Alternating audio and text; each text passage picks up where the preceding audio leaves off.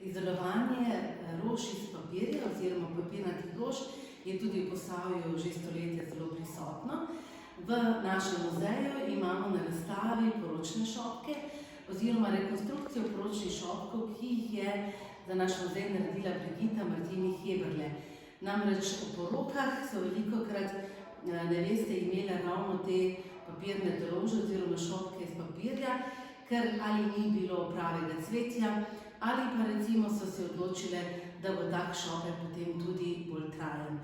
V registru nesnovne kulturne dediščine je opisana tudi enota izdelovanja papirnatih rož, žal tam še ni naših nosilk Posavja, spodbujamo pa, da jih bomo vključili, in sicer tudi članice Kulturnega društva Leskovec pri Krškem, članice Kulturnega društva Kapele, pa tudi še številne posameznice iz Posavja, ki znajo to veščino prenašati iz roda v rod.